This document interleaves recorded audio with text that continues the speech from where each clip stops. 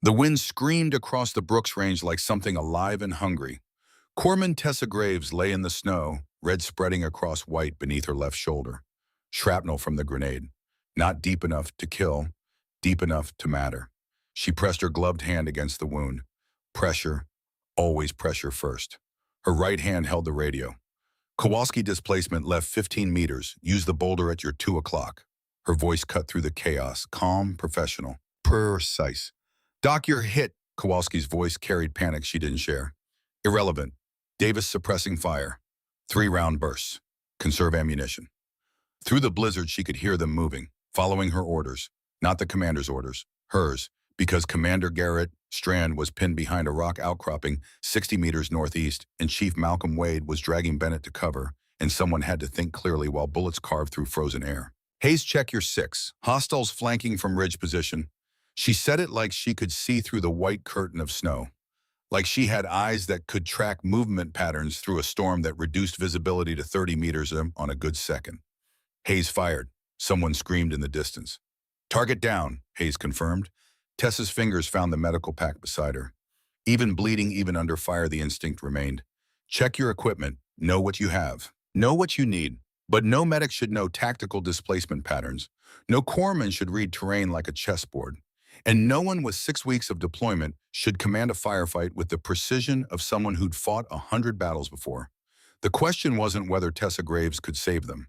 The question was who Tessa Graves really was. And in 4 minutes, when she opened the bottom compartment of that medical pack, everyone would learn the answer. But first, you need to understand how she got here. 48 hours earlier, the briefing room at Firebase Kodiak smelled like burnt coffee and diesel fuel. Commander Garrett Strand stood before a tactical display showing the jagged peaks of the Brooks Range. He was 52 years old with iron gray hair, cut military short, and a scar that ran from his left eyebrow to his jawline. 28 years of service had carved lines into his face that no amount of rest could erase. Weather window closes in 6 hours, Strand said. His voice carried the weight of a man who'd led too many missions into bad odds. Intelligence indicates 3 American contractors held in this valley structure. He tapped the screen. Red icons blinked against the white terrain. Problem is, we've got a blizzard moving in faster than forecast, and our targets aren't exactly in an accessible location. Around the table, 7 operators leaned forward. These were hard men, experienced men. Chief Malcolm Wade sat closest to the display. 45 years old, 23 years of service, 3 combat deployments that left more scars on the inside than the outside. He studied the terrain with eyes that had learned to see threats in every shadow. Beside him, Briggs, the skeptic, the one who questioned everything because questions kept people alive. Then Hayes, 23 years old and still young enough to believe missions always went according to plan. Stafford, Bennett, and Carson, each one a specialist, each one tested by fire. Insertion point here. Strand indicated a ridge 2 kilometers from the target. Fast rope descent, move on foot, extract the packages, return to base before the storm hits hard. And if we don't beat the storm, this from Hayes, young voice, still asking questions that everyone else already knew the answer to. Strand's silence said everything that needed saying. The door opened. Every head turned, old habits. Know who's entering your space. Could be friendlies, could be threats. The difference was often measured in heartbeats. Captain Tessa Graves entered carrying her medical pack. It weighed 60 pounds, loaded with trauma supplies and equipment that could keep a man alive long enough to reach a field hospital. She was small, maybe 5'4", blonde hair pulled back in a regulation bun, gray eyes that seemed to take in everything without appearing to look at anything directly. Her uniform was crisp, name tape gleaming, boots polished to a mirror shine. She looked exactly like what she was supposed to be, a junior medical officer. 6 weeks deployed, green as grass, completely out of place in a room full of operators who'd been doing this since before she was born. This is Captain Graves, Strand said. His voice was carefully neutral. Field medic, she's with us on this one. Briggs's jaw tightened. He was professional, so his voice stayed level. But the disagreement was clear. Sir, with respect, this is a direct action raid in extreme weather conditions. We need medical support. Strand cut him off. The tone left no room for argument. Captain Graves has Arctic medical training. She goes. The room went quiet. The kind of quiet that happens when soldiers disagree with orders, but know better than to say so out loud. Hayes leaned toward Briggs, whispered just loud enough to carry. Bringing a medic into a blizzard. Great. Now we're babysitting. Tessa heard it. Her expression didn't change. She simply moved to the back of the room, set down her pack with practiced precision, and stood at parade rest. Back straight, eyes forward, hands clasped behind her back. She'd learned a long time ago that the best way to survive was to be exactly what people expected to see. Don't draw attention. Don't give them reason to look closer. Because if they look closer, they might start asking questions. And questions led to answers that Captain Tessa Graves couldn't afford to give. Chief Wade watched her anyway. Something about the way she carried herself was wrong. Not wrong exactly, just off. Too controlled for someone brand new to combat operations. Too still, like she was conserving energy for something. Like she was waiting. Combat veterans learned to recognize that particular quality of stillness. It was the way snipers waited, the way predators waited. It didn't belong on a rookie medic. Wheels up in 30, but Strand said, gear check at 20, move. The team filed out, already running through mental checklists. Weapons, ammunition, communication equipment, cold weather gear. Every operator had done this 1,000 times. Muscle memory written in procedures learned through repetition until they became reflex. Tessa was last to leave, as always. She touched nothing extra, said nothing extra, just lifted that heavy pack like it weighed nothing at all and disappeared toward the armory. Wade caught Strand in the hallway. They'd served together for 15 years, long enough that Wade knew when the old man was holding something back. Garrett. They were alone, so he used the first name. I've read her file. 6 weeks deployed, 6. This isn't the mission to break in a rookie.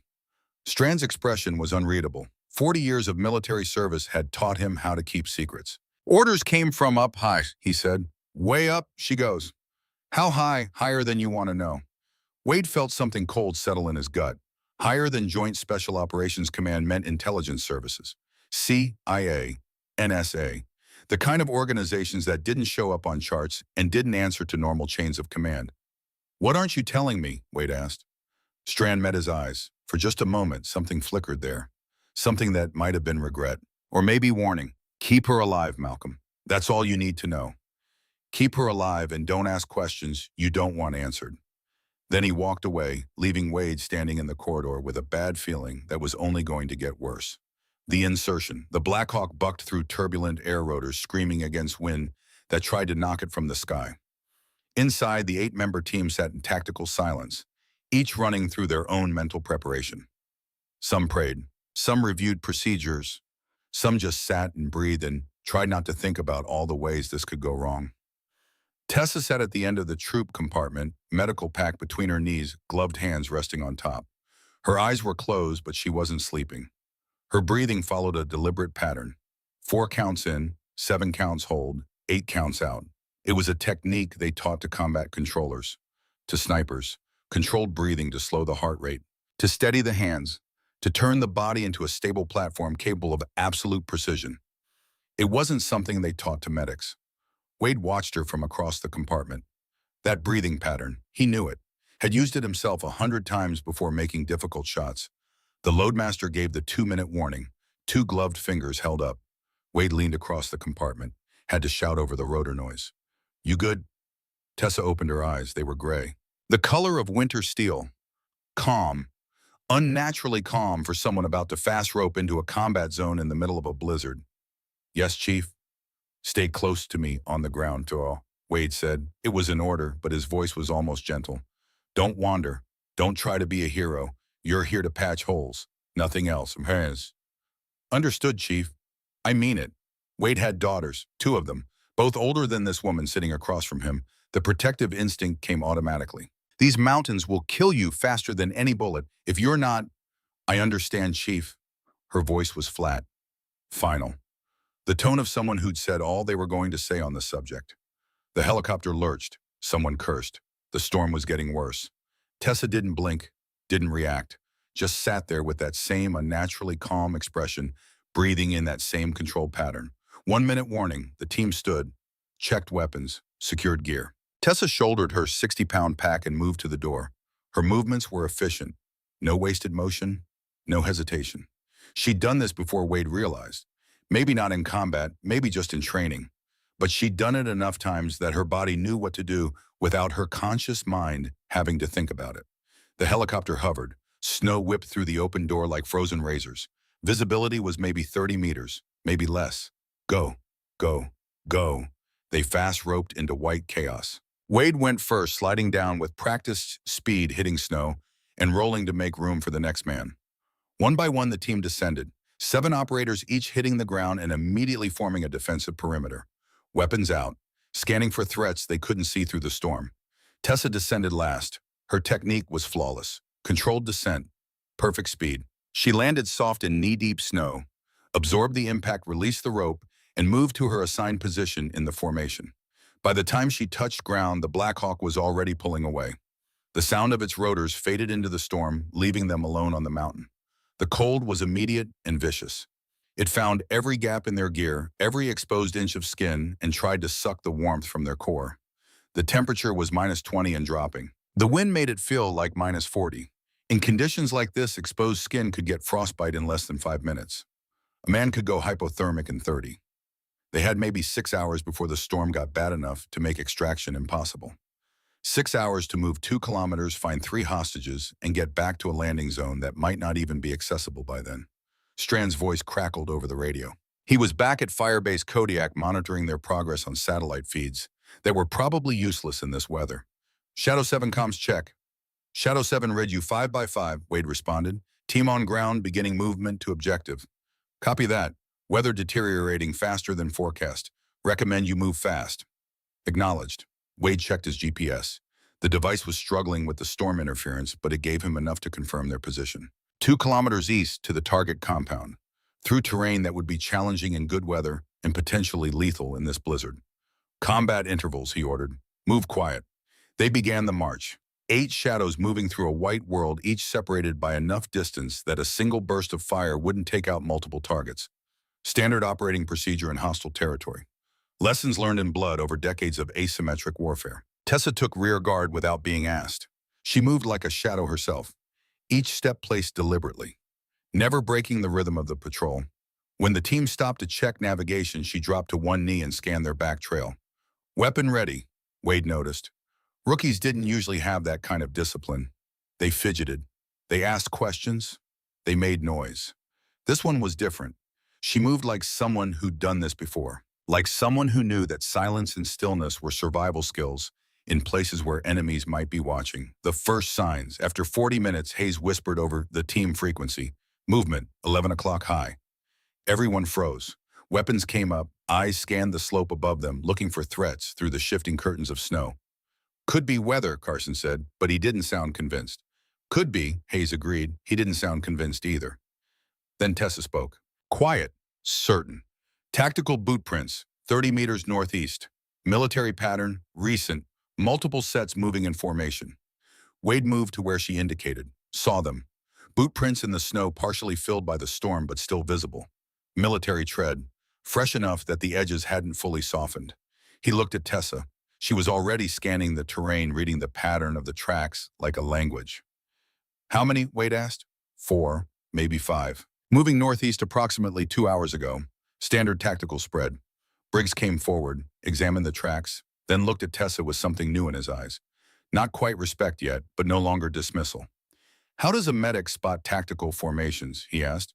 Not hostile, genuinely curious. Tessa's expression didn't change.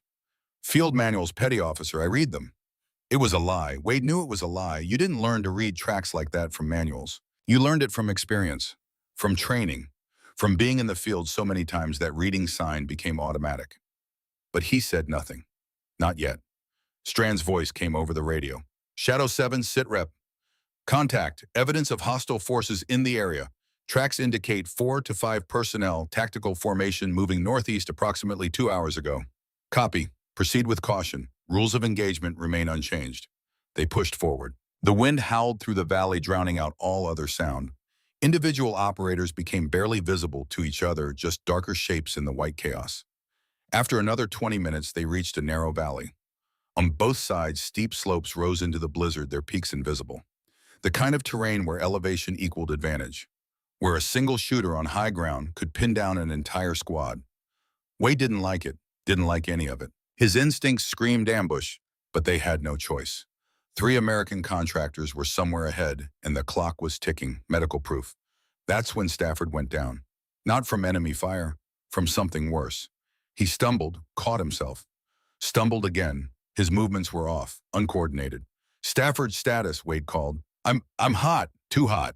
Stafford's voice was slurred. He started pulling at his jacket. Gotta, gotta cool down. Paradoxical undressing. Wade recognized it instantly.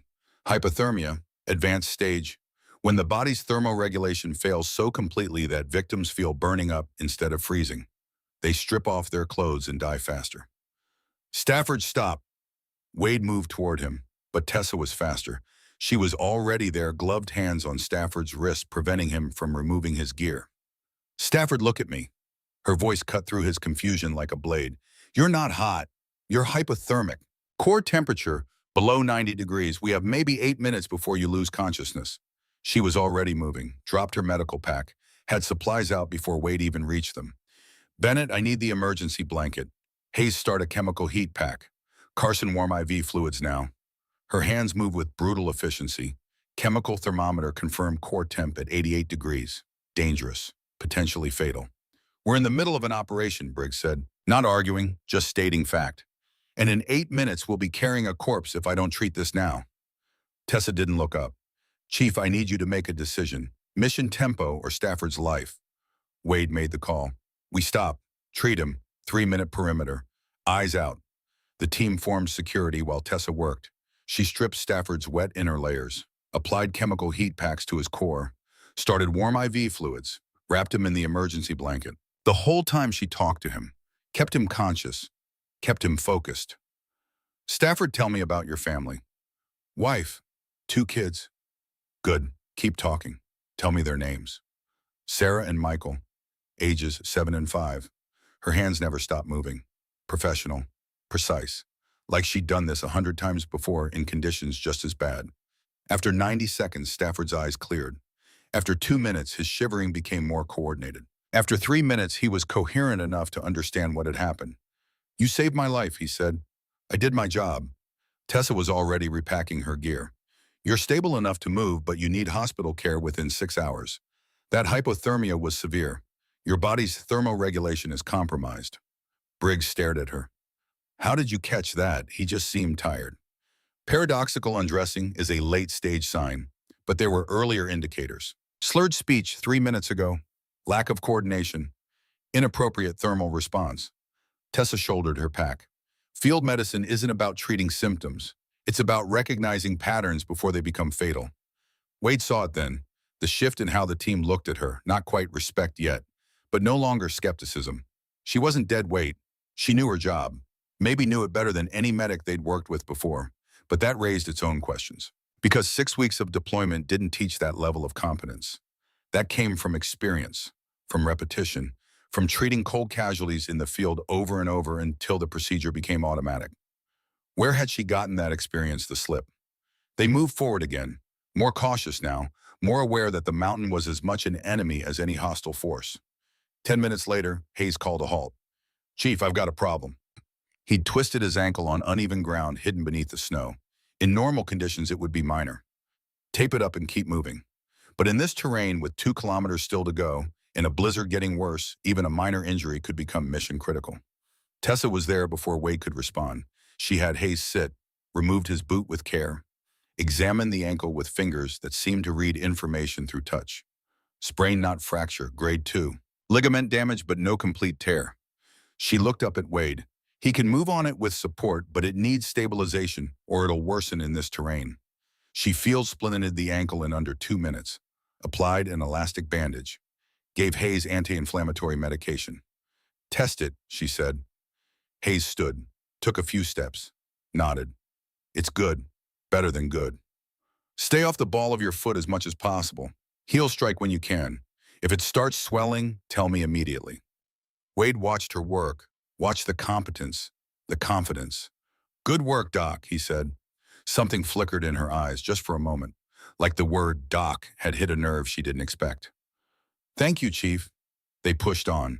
The valley narrowed further. The walls closed in on both sides. That's when it happened. A rifle shot, distant but clear.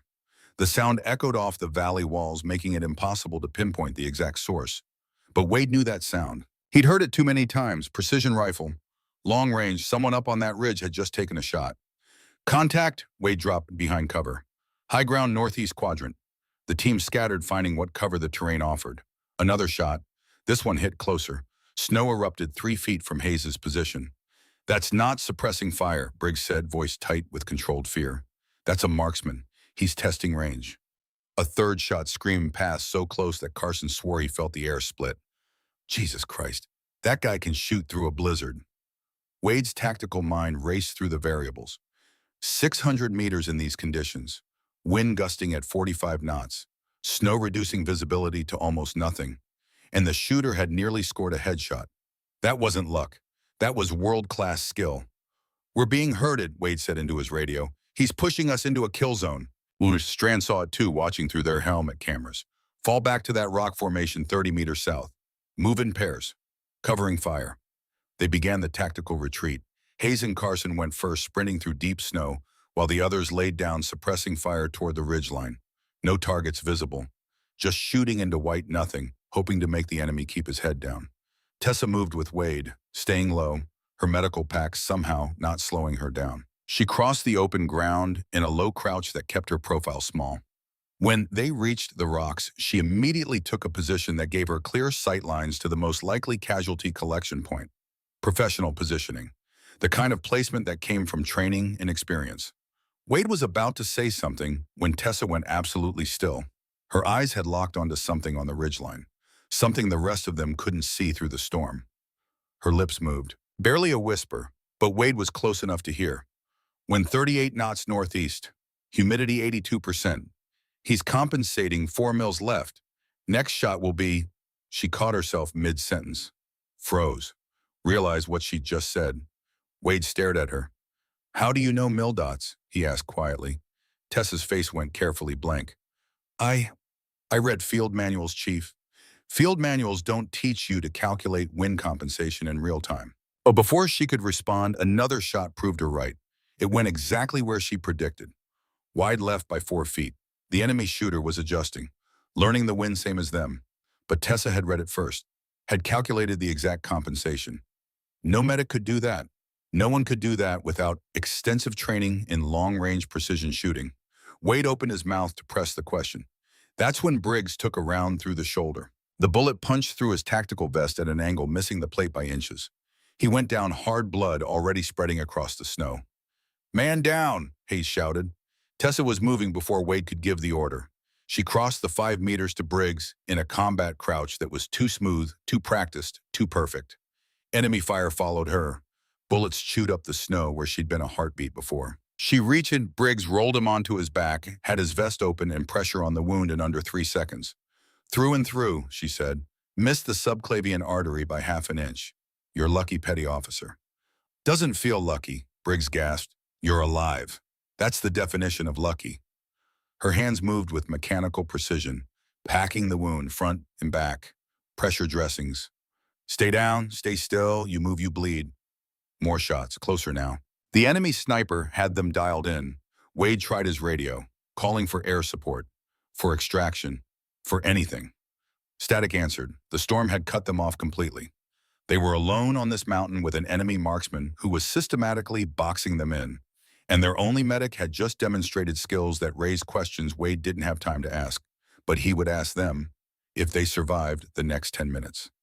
The shot that changed everything. The enemy fire intensified. 3 more shots in rapid succession, each one closer than the last.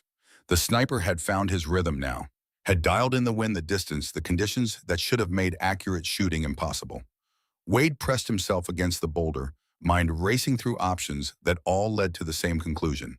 They couldn't stay here, couldn't advance, couldn't retreat. In another 2 minutes, that shooter would adjust for their exact positions, and then it would be target practice. Fish in a barrel. Men dying one by one while the rest watched and waited for their turn.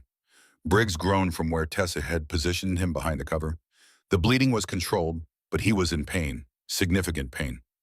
How much longer can we hold? Hayes asked. His voice shook slightly.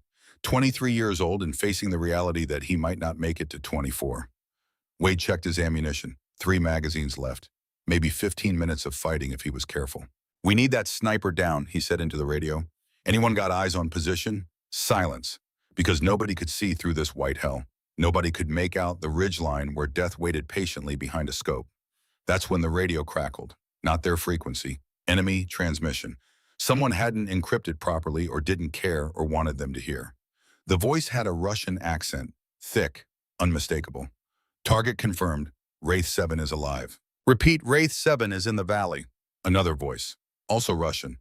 Copy that. Engaging primary target. All units converge on her position. Affirmative. The contract is for 2 million. Dead or alive, but preferably breathing. They want to know what she knows. The transmission ended. Wade looked at Tessa. She had gone absolutely still. Her face was pale, not from cold, from something else. From recognition. From a name that clearly meant something to her. Graves, Wade said quietly. What was that? Tessa didn't answer. Her eyes were locked on something far away. Something none of them could see. A memory, maybe. A past she thought she'd left behind. Captain Graves. Wade made it an order. Explanation. Now. Before she could respond, Hayes screamed. The bullet had caught him low, through the gap between his vest and his belt, into the soft tissue of his lower abdomen where major blood vessels ran close to the surface. He went down, hard hands clutching his stomach, blood pumping between his fingers in rhythmic spurts that meant arterial damage. Femoral artery. Maybe the iliac. Either way, he had minutes, maybe less. Tessa moved instantly, crossed the open space in a sprint that drew fire from the ridge. Bullets chewed up snow all around her, but she didn't slow down, didn't hesitate. She hit the ground beside Hayes and went to work. Femoral, she confirmed. Her voice was clinical, professional, all emotion locked away. Entry wound here, no exit, bullets still in him. Her hands moved with terrifying efficiency. Pressure above the wound. Tourniquet high and tight on the thigh. Combat gauze packed deep into the entry point. Hayes was gasping, eyes wide, going into shock. Stay with me, Tessa commanded. Hayes, look at me. Right here. You're going to be fine, but I need you to stay conscious. I'm dying. You're bleeding, there's a difference. I've got the hemorrhage controlled, but you need a surgeon within the hour or we start having problems. The hour part was a lie. Hayes needed a surgeon in the next 20 minutes, or the damage would be irreversible. But men fought harder when they thought they had time. Wade watched Tessa work, watched the competence that went beyond training, beyond experience. This was muscle memory. Reflex. The kind of casualty care you learned by treating dozens of trauma patients under fire. Not something a medic with 6 weeks of deployment should possess. Another shot from the ridge. This one hit the rock 2 feet from Tessa's head. Stone fragments showered down. She didn't flinch, didn't even look up, just kept working on Hayes. Chief, she said quietly, we have a problem. Just one. Hayes needs surgery now, and that sniper isn't going to let us leave. I'm aware. Tessa secured the last bandage, checked Hayes's pulse, gave him morphine for the pain. Then she looked at Wade with those gray eyes that suddenly seemed older than they should be. I can end this, she said. Wade stared at her. What? The sniper. I can kill him, but... She hesitated, actually hesitated, like the next words cost her something. But you need to understand, if I do this, everything changes. Graves, you're a medic. You're not... I know what I am. Her voice was flat, hard. The question is whether you're ready to know too. Another shot. Another near miss. Carson cursed, pressing himself flatter against the boulder. Hayes was fading. The morphine was helping with the pain, but his blood pressure was dropping. His skin was going pale. Shock was setting in despite Tessa's treatment. Wade made the decision. Do it, he said. Whatever it takes, just do it. Tessa nodded once, reached for her medical pack. But instead of pulling out more supplies, she opened a compartment the rest of them hadn't seen before. Hidden in the bottom, sealed with a secondary zipper that blended into the pack's lining. Her hands moved with practiced precision. Pulled out components that didn't belong in a medical kit. A rifle stock, custom made, carbon fiber, precision machined, a barrel, match grade, with threading for a suppressor, an action, a scope, a bipod. In 30 seconds, she had assembled a complete rifle. M2010 enhanced sniper rifle, customized, modified. The kind of weapon that cost $40,000 and required a gunsmith with serious expertise to build. The team stared in stunned silence. What the fuck? Briggs whispered. Tessa didn't look at them. She was checking the rifle. Running through a procedure she'd clearly done 1,000 times before. Bolt action, scope calibration, bipod deployment. Captain Graves, Strand's voice over the radio, tight, controlled. Explain that weapon, now. Tessa chambered around. The metallic click somehow carried over the wind. Sir, she said quietly, you're going to want to watch what happens next, and then we'll talk. She moved to a position with line of sight to the ridge, 680 meters away through a blizzard that reduced visibility to almost nothing. Set up the bipod, settled in behind the rifle. Her body went absolutely still. Wade watched her, watched the transformation. This wasn't a medic pretending to shoot. This was something else entirely.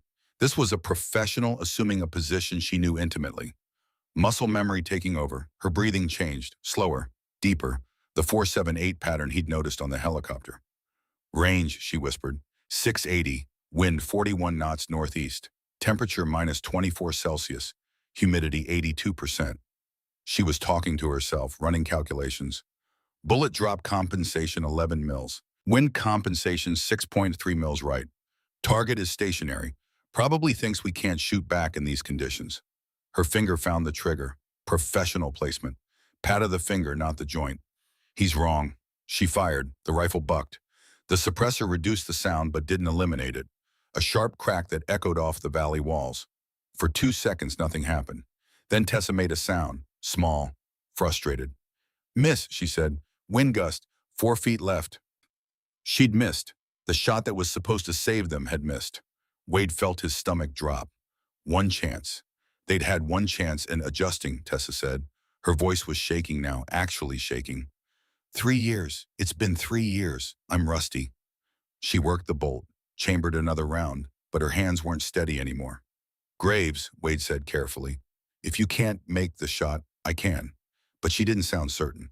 I need to remember. Need to. Hayes coughed. Blood on his lips now. Internal bleeding. Getting worse. Doc, he whispered. I'm cold. Shock. Advanced stage. He was running out of time. Tessa looked at Hayes, then at the rifle, then at the ridge where the enemy sniper was already adjusting his own position, preparing for another shot that would kill one of them. She closed her eyes. Dad, she whispered. So quiet Wade almost didn't hear it. If you can hear me, I need you right now. I need to remember how you taught me. She opened her eyes. The shaking was gone. The uncertainty was gone. Something else had taken their place. Something cold. Something certain. Something that looked like it had lived behind those eyes for a very long time before she'd learned to hide it. She settled back into position. This time she didn't speak. Didn't narrate her calculations. Just breathed. Slow. Controlled. 4 in, 7 hold, 8 out. The rifle became an extension of her body. Her finger took up the trigger, slack with patience that spoke of countless repetitions. The wind shifted. She waited. Didn't force it. Just waited for the right moment. It came. A gap in the gusting wind. A brief window where conditions aligned. She fired. 3.8 seconds. That's how long the bullet took to cross 820 meters of frozen air. 820. Because the sniper had repositioned after her first shot. Wade counted the seconds in his head. 1, 2, 3. Through the scope, barely visible through the storm, a figure fell from the ridgeline. Confirmed kill, Tessa said. Her voice was completely empty, flat, like she was reading numbers from a spreadsheet. Target down. Then, without missing a beat, she set the rifle aside and moved back to Hayes. Bennett, I need you to maintain pressure here. Carson, check his pupils. He's going into hypovolemic shock. She was a medic again, just like that. Like the last 60 seconds hadn't happened. Like she hadn't just made an impossible shot through conditions that would challenge the best snipers in the world. But they had happened. The team had seen it. And now questions filled the air thicker than the falling snow. Strand's voice came through the radio. Quiet. Hard. Captain Graves, when this mission is complete, you and I are going to have a very long conversation. Yes, sir, Tessa said. She was inserting an IV line into Hayes. Hands perfectly steady now. I understand. Wade stared at her.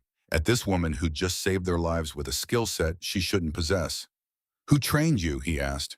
Tessa didn't look up from Hayes. My father. Your father. He was a good teacher. What was he? Tessa was quiet for a long moment. Then so softly, Wade almost missed it over the wind. Everything I'm trying not to be. Before Wade could ask what that meant, Carson called out. Chief, we've got another problem. Big problem. He was monitoring their rear, watching their six while the rest focused on the medical emergency. What kind of problem? Movement. Multiple contacts. Coming from 3 directions. At least a dozen hostiles, maybe more. Wade felt ice that had nothing to do with the temperature settle in his chest. They're converging, he said. That radio transmission, they're coming for her. He looked at Tessa. She had gone very still. Had stopped working on Hayes for just a moment. The bounty, she said quietly. $2 million, dead or alive. They said Wraith 7. Wade studied her face. Want to tell me what that means? Tessa met his eyes. For just a moment, he saw something there. Not fear, not regret, just tired recognition. The look of someone who'd run from something for a very long time and just realized the running was over. It means, she said, that this mission just became about more than rescuing hostages. It became about survival. Mine and yours, because everyone coming up that mountain wants me, and they won't care how many of you they have to kill to get me. Who are you? Strand demanded over the radio. Your real name, your real background, now.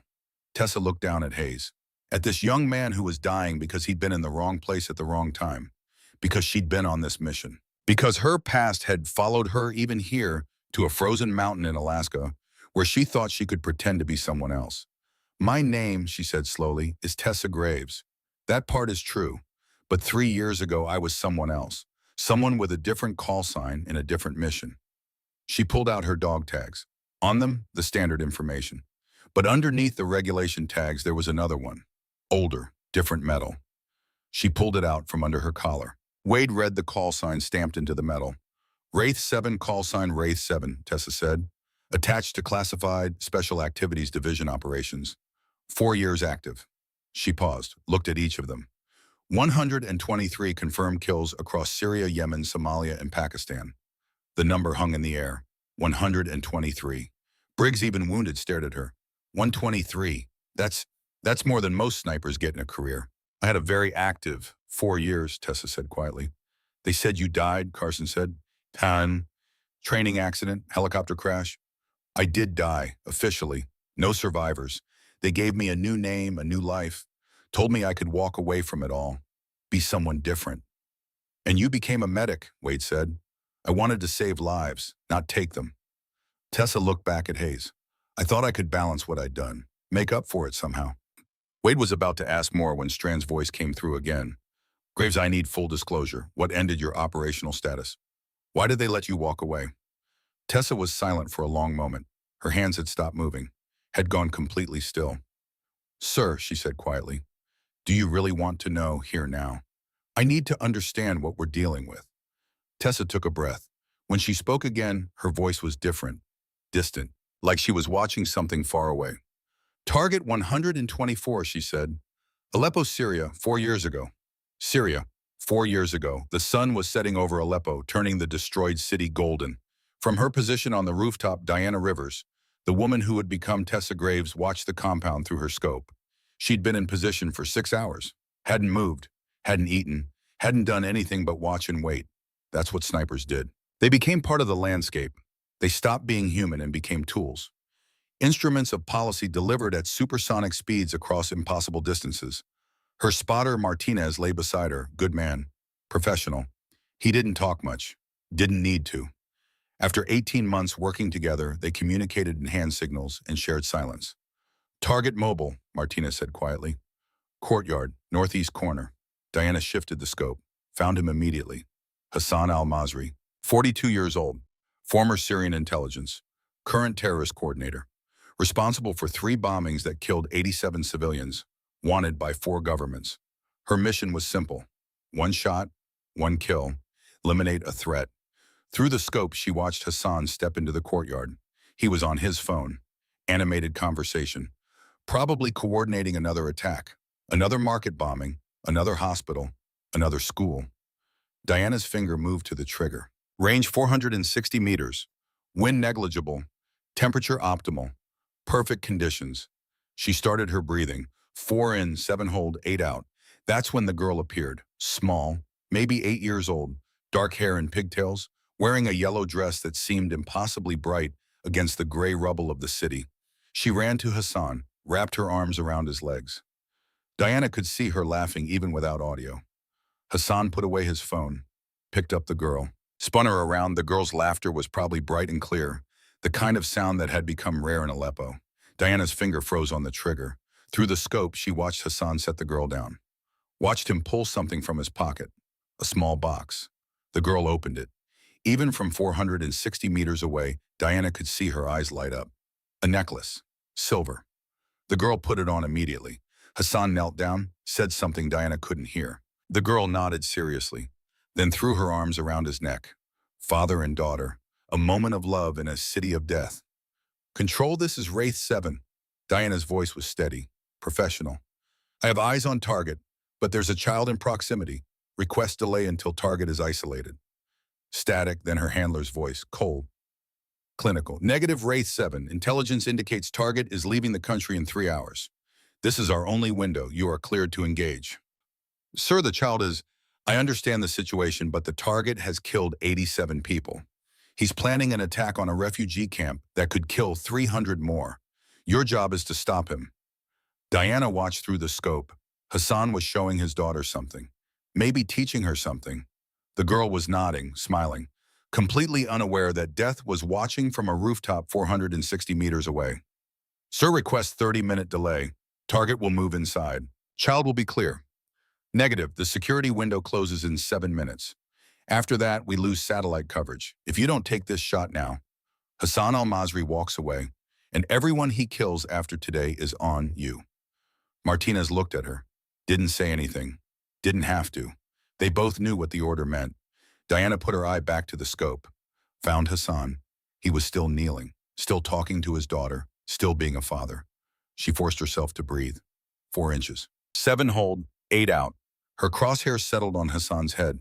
Perfect sight picture, perfect conditions, an easy shot. The girl said something. Hassan laughed, touched her cheek. Diana could see the gentleness in the gesture even from this distance. Wraith 7 status. The handler's voice was sharp.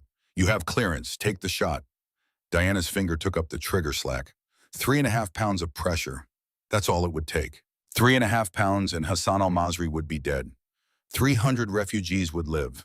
The mission would be complete, but the girl would watch her father die, would be covered in his blood, would carry that image for the rest of her life. Wraith 7, you are ordered to engage. Now.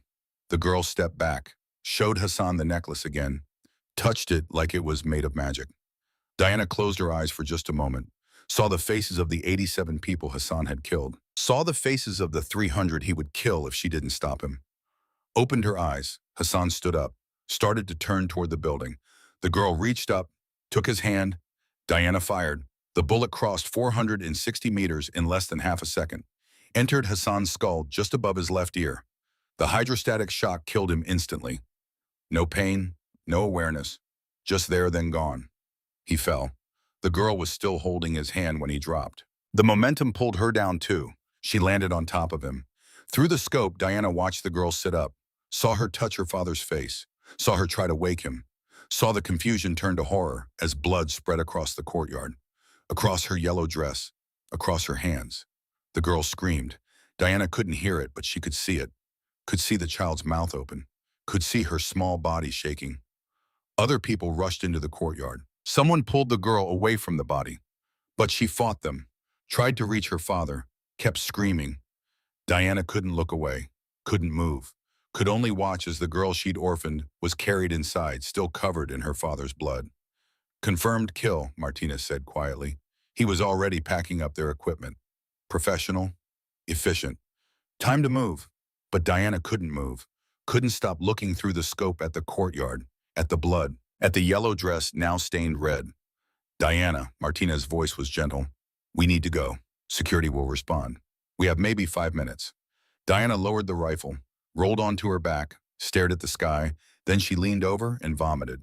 Martinez didn't say anything, just kept packing, gave her the space to break down. When Diana was done, when there was nothing left inside her, she sat up. Her hands were shaking. Her whole body was shaking. I can't do this anymore, she whispered. Finish the mission first, Martinez said.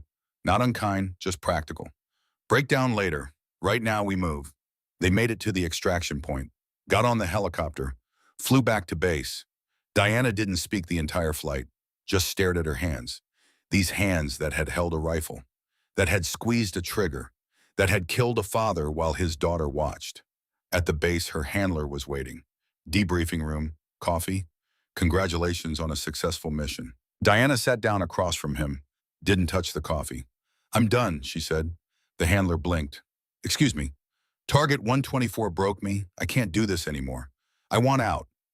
Captain Rivers, you just eliminated a high-value target. You saved 300 lives. I killed a man in front of his daughter. Diana's voice was flat, empty. She was 8 years old. She was wearing a yellow dress. And I killed her father while she held his hand. He was a terrorist. He was a father. Diana looked up, met the handler's eyes, and now she's going to spend the rest of her life remembering that moment, remembering the blood, remembering her father dying in her arms. Because of me. The handler was quiet for a moment. Then, Captain, you've had a difficult mission. Take 72 hours. Rest. We'll talk. No. Diana stood. I'm done, effective immediately. I don't care what it takes. Discharge me, reassign me. I don't care. But I am never picking up a rifle again. She walked out. 3 weeks later, Diana Rivers died in a training accident. Helicopter crash. No survivors. And Tessa Graves was born. Back to Alaska, Tessa finished speaking. The team was silent. Even through the storm, even with enemy forces converging, they were silent. Hayes, despite his pain, was watching her. The girl, he said quietly. What was her name? Tessa's voice cracked. Amara, I found out later. Her name was Amara. She was 7, not 8, first grade. Her favorite color was yellow.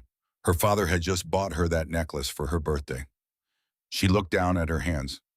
I know everything about her because I made it my mission to know, to remember. Because if I'm going to kill someone, I should at least remember who they left behind. That's why you became a medic, Wade said softly. I thought if I saved enough lives, maybe I could balance it out. 124 deaths. So I'd save 124 people, and maybe then I could sleep at night without seeing Amar's face. Briggs shifted despite his pain. How many have you saved? 31, Tessa said, including you 3 today, if we survive this. Wade understood now, understood the weight she carried, understood why she'd hidden what she was. Tessa, he said quietly, Hassan al-Masri was responsible for 87 deaths. You prevented 300 more. You made an impossible choice in an impossible situation. I killed a man in front of his daughter. You stopped a terrorist from killing 300 refugees. Both things are true, Chief. That's what I learned. That you can be right and wrong at the same time. That you can save lives by taking them. That the world isn't clean and simple. Enemy fire erupted from multiple positions. The conversation was over. The past was over.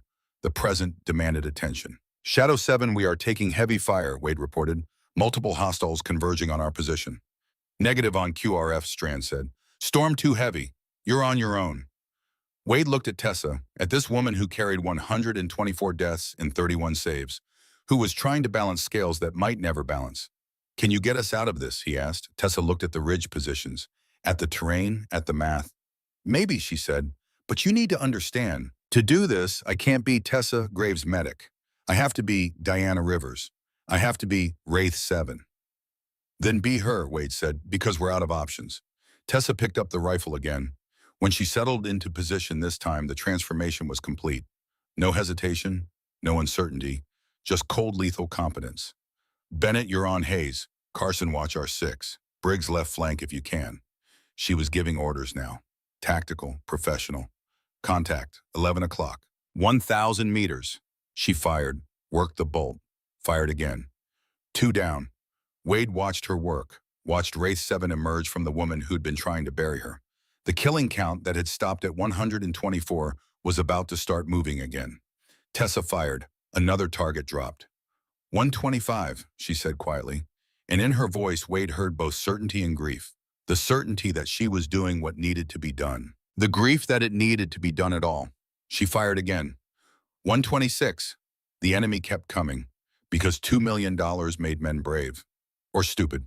Often the same thing. Tessa settled in for the fight. The long kill, the protection of her team through the only method remaining. Precision violence delivered at impossible distances.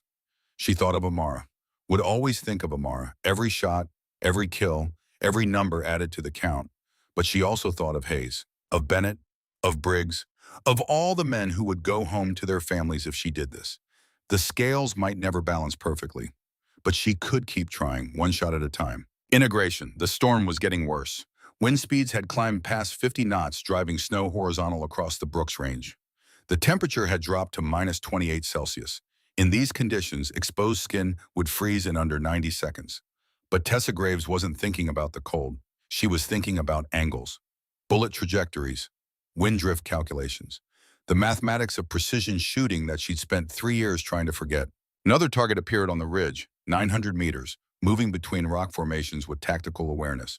Not just a mercenary, someone with training, someone who knew how to use terrain. Tessa led him by 3 mils, accounted for wind, squeezed the trigger. Through the scope, the figure dropped. She didn't say the number out loud this time, didn't add it to the count. Because every number was a person. Every person was someone's son, brother, father. Just like Hassan had been someone's father. Just like his daughter Amara had screamed when her world ended in a single rifle shot 4 years ago. Contact left, Carson called in from his position. 400 meters, 3 hostiles moving to flank. Tessa swung the rifle. Acquired targets, fired twice, 2 down, the third dove for cover. He's smart, she said. Staying behind the ridge, can't get an angle. Wade moved up beside her. How many left? Unknown. At least 6 still mobile. Maybe more. They're staying dispersed, learning. Learning what? That I'm here. Tessa ejected the magazine, checked the round count. 4 left. That they're not facing some rookie corpsman. Wade studied her face. The cold professional focus. The complete lack of hesitation. This wasn't the nervous woman from the briefing room 48 hours ago. This was someone else entirely.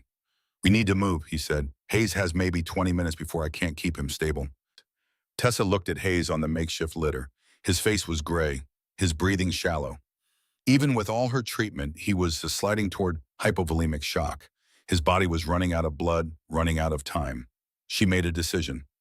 Bennett, she called, come here. I need you to take the rifle. Bennett stared at her. Doc, I'm not a sniper. You don't have to be. Just provide suppressing fire. Keep their heads down while we move. She was already pulling medical supplies from her pack. I need to focus on Hayes. If he arrests, I'll have maybe 60 seconds to bring him back. She handed Bennett the rifle, showed him the basics. Sight picture, trigger control, breathing. You're not trying to hit anything, she said. Just make noise. Make them think twice about exposing themselves. Then she moved to Hayes, checked his vitals. Pulse was thready, blood pressure dropping. She'd done everything she could in the field, but field medicine had limits. He needed a surgeon, an operating room, blood transfusions. He needed things she couldn't give him on a frozen mountain. Okay, Wade said. We move in combat intervals. Carson on point. Stafford, you're with Bennett on the litter. Briggs, can you walk? Briggs nodded. His shoulder was badly wounded, but adrenaline and necessity kept him functional. Then your rear guard with me. Tessa. I stay with Hayes, she said. If he crashes, I need to be right there. They began the final push to landing zone Bravo. 1,500 meters of frozen hell. Every step was a negotiation with the mountain, with the storm, with their own failing bodies. Tessa moved beside the litter, one hand on Hayes' neck, checking his pulse, the other ready to grab equipment if his heart stopped. Behind them, Bennett fired the rifle. 3 shots, spaced out, deliberate. Not accurate, but enough to make the pursuing mercenaries cautious. They covered 300 meters before the next attack came. This time it wasn't rifle fire, it was something worse. Bennett went down without warning, collapsed mid-step, clutching his chest, unable to breathe. Tessa was there before he hit the ground, rolled him onto his back, ripped open his jacket. One look told her everything. Tension pneumothorax, she said. Her voice was calm, but inside her mind was screaming. His lungs collapsed. Air is building up in his chest cavity. It's compressing his heart and other lung. She pulled a 14-gauge needle from her pack. Large bore, designed for exactly this emergency. If I don't decompress this right now, he's dead in 3 minutes. Wade looked at the ridge behind them, at the mercenaries who were still coming. Who would be on them in minutes? How long do you need? 90 seconds for the procedure, another minute to stabilize. We don't have... Then he dies. Tessa met Wade's eyes. Your call, Chief. Mission tempo or Bennett's life? Before Wade could answer, Tessa saw movement on the ridge. 600 meters, multiple hostiles advancing. She looked at Wade, at the rifle he was carrying, at the impossible situation forming. Can you shoot? She asked. Wade blinked. I'm not a sniper. I know, but can you shoot well enough to slow them down? Buy me 90 seconds. Wade had 23 years of service.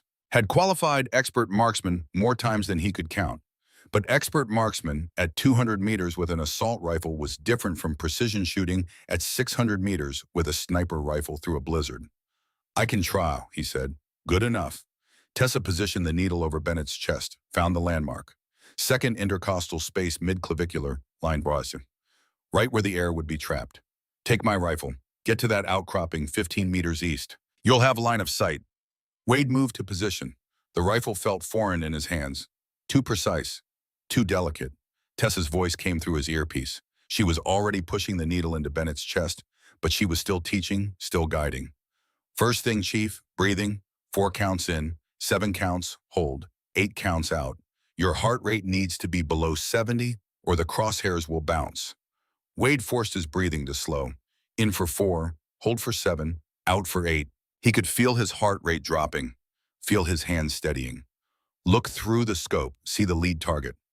Wade found him, a figure in winter camouflage, 620 meters according to the rangefinder built into the scope. Got him. Wind is 42 knots northeast. You need to compensate right. See the mil dots. Yeah. Put the crosshairs 6 mils right of center mass, about 2 body widths.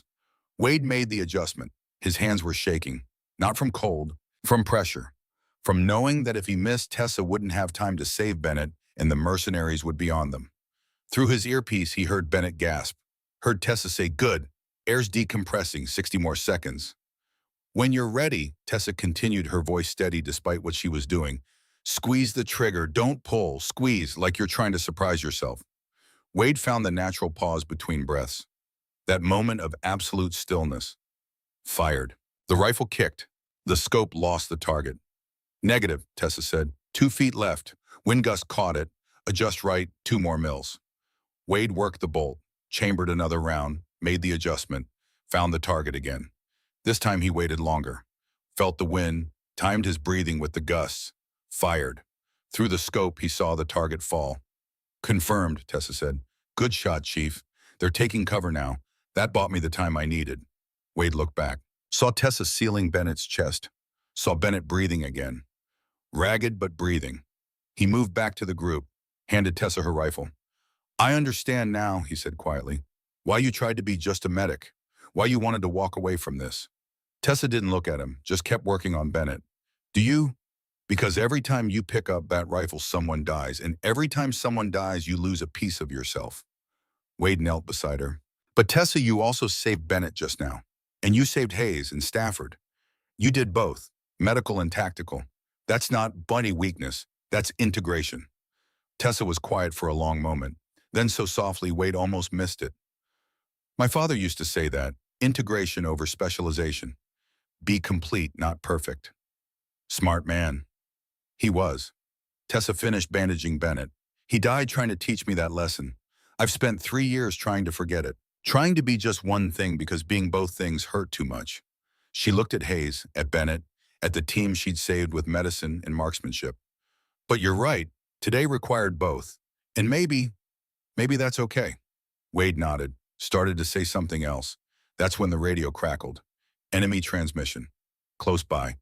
Target is pinned. All units converge on grid November 7. Extract the asset alive. Repeat, Wraith 7 must be taken alive. The bounty is 2 million for breathing, 1 million for corpse. Wade and Tessa exchanged looks. They really want you, Wade said. They want what I know, where I've been, who I've killed, what operations I was part of. Tessa checked her ammunition. 3 rounds left. I'm a walking classified document. Dead, I'm valuable. Alive, I'm priceless. Then we make sure they don't get you. They pushed forward, 1,000 meters to the landing zone. They could see it now through the storm. The flat area marked by infrared strobes. Could hear the Black Hawk fighting through the weather inbound for extraction. 500 meters left. That's when Tessa saw them. Hostiles on the ridge overlooking the LZ. At least 5 of them. They'd anticipated the extraction point. Had set up an ambush. The Black Hawk couldn't land under fire. Standard procedure. If the LZ was hot, the bird stayed clear. Wade saw it too. Damn it, we're so close. Tessa looked at the situation, at the math. 5 enemies. Elevated position. 300 meters from the LZ. Between her team and safety. She looked at Hayes, at Bennett, at Stafford and Briggs and Carson. At all the men who doubted her, then trusted her, then fought beside her. Chief, she said, get everyone to the LZ. The second that bird touches down, you load them and go. What are you, Gweh? I'm going to clear the landing zone. She grabbed her rifle, grabbed what was left of her medical pack. It's what I do. Tessa, 5 targets alone. I've done worse. She met his eyes. In Syria, I cleared a 12-man position solo while wounded. This is just practice. That was before. You've been out for 3 years. Some things you don't forget, Chief. Some things are written too deep. She checked the rifle, loaded her last magazine. Get them to safety. That's an order. Then she was moving, not away from the enemy position, toward it. Wade wanted to stop her, wanted to order her back, but he knew she was right. Someone had to clear that LZ, and she was the only one who could do it. Tessa found an overwatch position 200 meters from the enemy, behind a snow-covered boulder that gave her concealment in a clear line of sight. 5 targets. The helicopter was 90 seconds out. She had 90 seconds to eliminate 5 trained fighters who knew she was coming. 18 seconds per target, assuming perfect conditions, which these weren't. She forced herself to breathe, forced the pain in her shoulder into a distant compartment, forced everything away except the scope, the targets, the wind, the math. First target, 800 meters, partially concealed behind a rock formation, only his head and shoulders visible. Tessa put the crosshairs on him, compensated for wind, for distance, for the way cold air affected bullet trajectory. Fired. Through the scope, she saw pink mist. Confirmed kill. Second target, 900 meters. This one was smart. Saw his partner drop and immediately went to ground. Started moving between cover points, making himself a difficult target. Tessa tracked him. Watched his pattern. Soldiers had patterns, even good soldiers. They moved in ways their training taught them. Left to right, high to low, predictable once you knew what to look for. There, an exposure. 3 seconds while he crossed from one boulder to another. She led the target. Squeezed the trigger during his second step. He dropped. Third target. This one was smarter than the others. Stayed completely in cover. Fired back at her position. Bullets chewed up the snow around her, but he was firing blind. Suppression, not precision. Tessa adjusted her position, moved 3 meters right, changed her angle. His cover was good from the front. But from this new position, she could see a sliver of his left side. Maybe 10 inches of exposure. 10 inches at 860 meters through a blizzard. She took the shot. He went still. Fourth target. He broke. Started running, away from the fight, away from the ghost who just killed 3 men in under a minute. Tessa tracked him, led him by 5 mils, accounted for his sprint, for the panic that made his movements erratic. Fired. He fell forward into the snow and didn't move. Fifth target, the last one. The one who'd watched all his teammates die and now faced a choice, run or fight. He chose to fight. Opened up with full automatic fire at Tessa's position. Rounds impacted all around her. One grazed her helmet, close enough that she felt the heat. Professional, trained, dangerous. Tessa waited, let him empty his magazine. Watch for the pause, the moment when he'd have to reload. There, the firing stopped. 2 seconds, maybe 3. While he dropped the empty mag and seated a fresh one, she fired during his reload. Confirmed kill. LZ is clear, she transmitted. Her voice was empty, hollow. Bring in the bird. The Black Hawk descended through the white chaos, touched down hard on the frozen ground. Wade's team moved fast, Hayes first.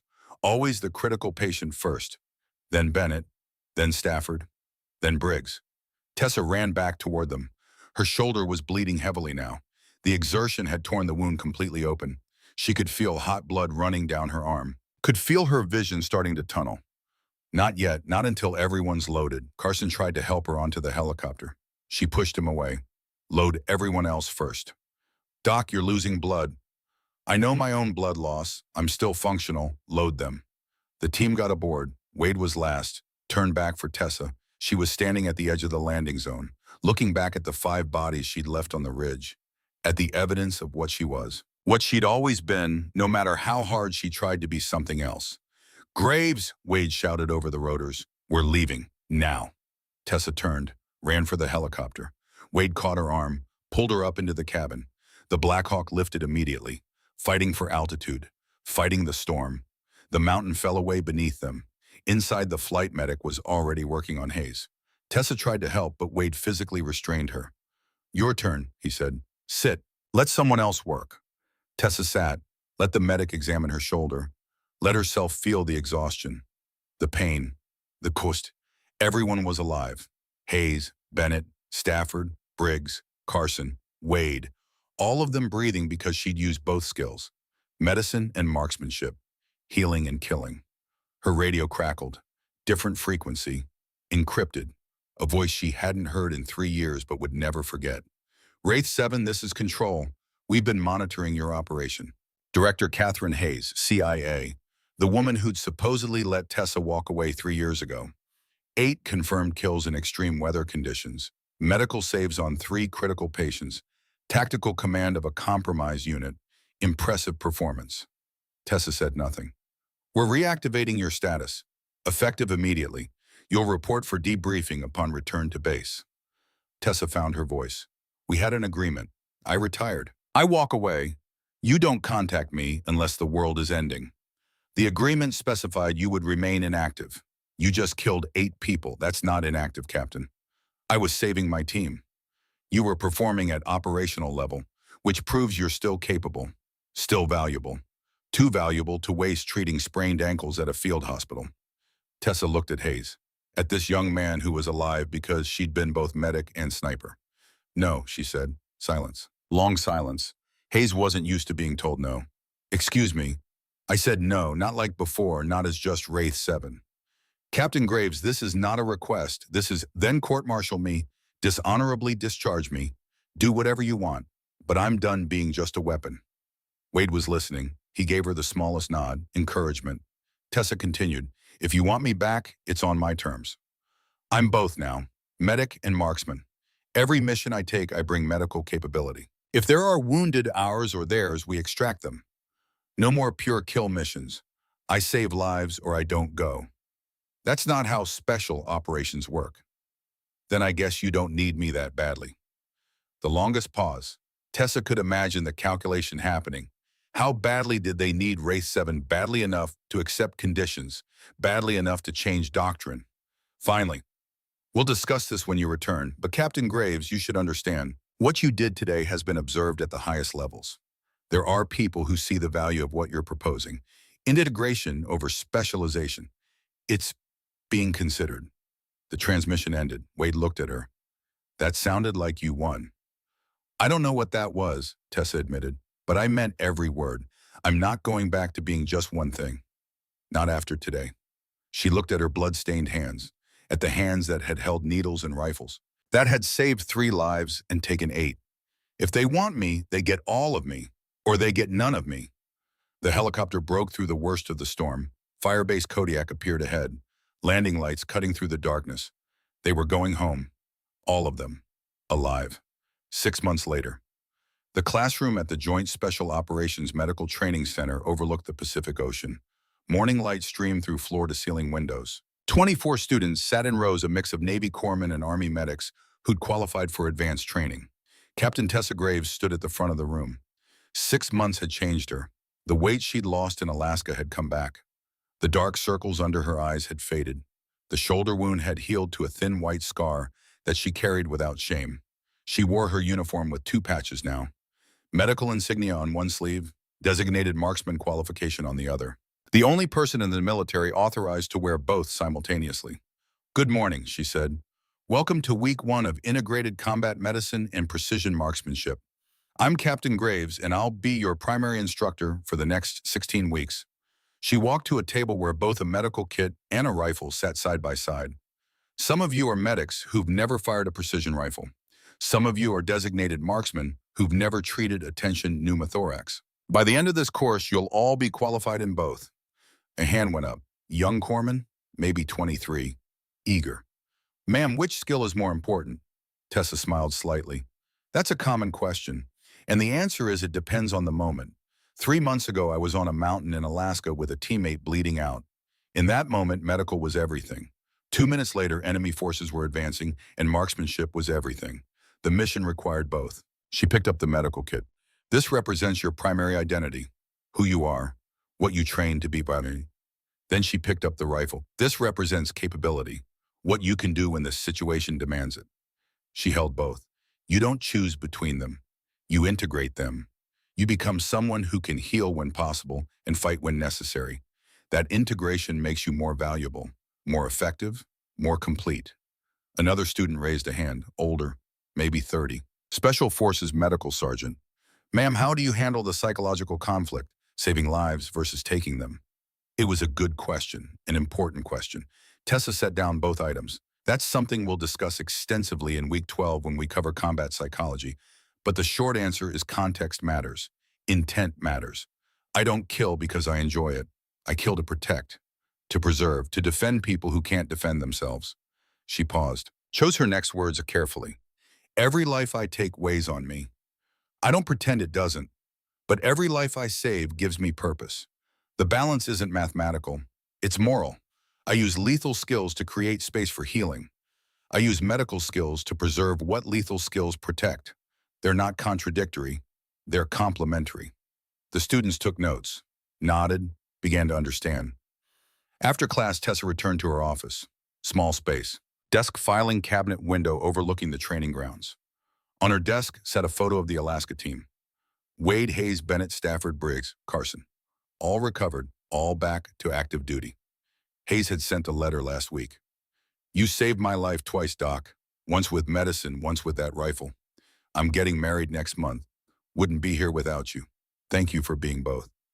38 lives saved now, counting the 6 months of teaching. Counting the students she'd trained who'd gone on to save others. The killing count had stopped at 153. She hadn't pulled a trigger in combat since Alaska, but she stayed ready, stayed trained, because capability wasn't the same as action. Being able to kill didn't mean you had to. It meant you could if the situation demanded it, if lives depended on it. Her phone rang, personal cell, private number. She looked at the caller ID, felt her heart skip. Mom. Tessa stared at the phone for 3 rings. She hadn't spoken to her mother since Alaska. Hadn't known what to say. How do you explain that you broke a promise, that you picked up a rifle after swearing you never would again? On the 4th ring, she answered. Hi, Mom. Silence. Then her mother's voice. Older now, tired, but still strong. Sarah, Tessa, I never know what to call you anymore. Tessa is fine. It's who I am now. More silence. Tessa could hear her mother breathing. Could imagine her in the kitchen of the house in Colorado where Tessa had grown up, where her father had taught her to shoot in the backyard, where she'd made a promise at his funeral that she thought she'd keep forever. I saw the news, her mother said finally, about Alaska, about what you did. They didn't use your name, but I knew. A Navy corpsman who made impossible shots to save her team. I knew it was you. Mom, I can explain. Your father came to me in a dream 3 nights ago. Tessa went still. He was in his Marine uniform, the one he wore in the photo on our mantle, and he said she did exactly what I taught her, Diane. She saved lives with both hands. Be proud. Tessa felt tears building, fought them back. When you promised me you'd never touch a gun again, her mother continued, I thought I was protecting you. I'd lost your father to war. I couldn't lose you too. So I made you promise, made you choose, forced you to bury half of who you were. Mom, let me finish. I was wrong. Your father spent 16 years teaching you not to be just a shooter, but to be a protector. He taught you medicine alongside marksmanship, taught you when to heal and when to fight. He was trying to make you complete, and I tried to make you broken. The tears came now. Tessa didn't fight them. I broke my promise, she whispered. No, sweetheart, you kept a higher promise. The one you made when you put on that uniform. To protect, to serve, to come home if you could, but to make sure your teammates came home regardless. Her mother's voice cracked. You saved 8 men, Tessa. 8 families got their sons and husbands and fathers back because you used every skill you had. How could I be anything but proud? Tessa couldn't speak, could only cry silently while her mother continued. Your father would be so proud of you, not because you can shoot, not because you can save lives, but because you can do both, and you choose wisely when to use each skill. That's wisdom, honey. That's who he raised you to be. I miss him, Tessa managed. I know. I miss him too. But he's not really gone, is he? He's in every lesson you teach, every life you save, every decision you make about when to heal and when to fight. He lives on through you. They talked for another 20 minutes about Alaska, about the new training program, about Tessa's students, about life and death and the space between. When Tessa finally hung up, she felt lighter, like a weight she'd carried for 3 years had finally lifted. There was a knock on her door. "Come in."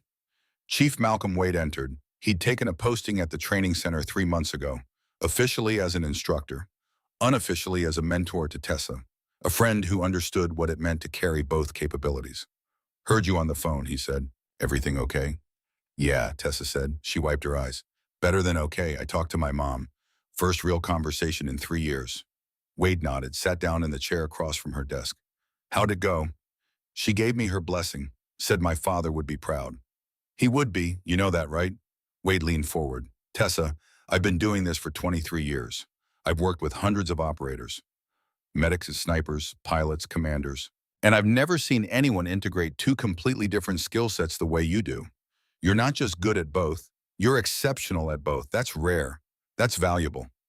"It's exhausting," Tessa admitted, "trying to be both, trying to know which one to use when.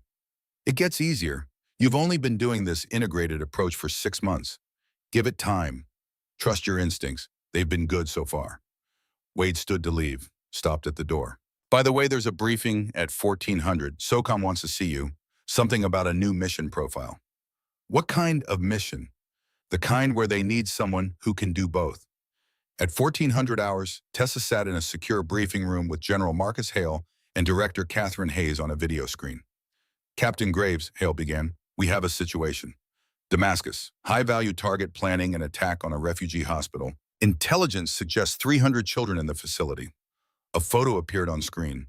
A man in his 40s, military bearing, cold eyes. "Target is Ibrahim al-Sayed, former Syrian military intelligence, responsible for at least 6 previous attacks on civilian infrastructure. We have a narrow window to interdict." Hayes took over. "The target is holed up in a compound 400 meters from the hospital. Our concern is that any direct assault could trigger the attack prematurely. We need surgical precision." She looked directly at Tessa through the camera. "We need a sniper who can also provide medical support if the hospital comes under fire during the operation. Someone who can eliminate the threat and immediately shift to trauma care if needed." Tessa studied the briefing materials, the compound layout, the hospital location, the civilian population density. "What's the ROE?" she asked. "Tight," Hale said. "Target only, no collateral." "The compound has 4 additional personnel. Security detail. They're not targets unless they present immediate threat. And if the hospital does come under fire, then your priority shifts to medical. Immediately, no questions." Hayes leaned into the camera. "This is what you asked for, Captain. Integration, using both skill sets in a single operation. Are you ready?"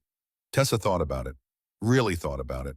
6 months ago, she would have said no, would have refused on principle, would have insisted she was just a medic, now done with the killing. But 6 months had taught her something important. Had shown her that the world didn't offer simple choices, that sometimes the only way to save lives was to take one. That capability wasn't the same as bloodlust. That being able to kill when necessary didn't make you a monster. It made you a guardian. "I'll do it," she said, "but I bring my medical team, full trauma capability. If that hospital takes fire, we need to be able to handle mass casualties." "Agreed," Hale said. "You'll have a full medical support element. Doctors, nurses, supplies. You focus on the tactical problem. They focus on the consequences." "When can you?" Tessa asked. "Wheels up in 48 hours. You'll insert via helicopter. Take the shot, provide overwatch while the medical team secures the hospital. Extract when complete." Tessa nodded. "I'll need to brief my team. Prep equipment. Review." "Captain," Hayes interrupted. Her voice was softer now, almost respectful. "We understand you're not Wraith 7 anymore. You made that clear. Have you thought about a new call sign?" For the record, Tessa had thought about it, had spent 6 months thinking about it, about who she was now, about what she'd become. "Phoenix," she said. "Call sign Phoenix 7. "Phoenix," Hale repeated, rising from the ashes. "Something like that. The person I was died 3 years ago. The person I tried to become couldn't survive in the real world.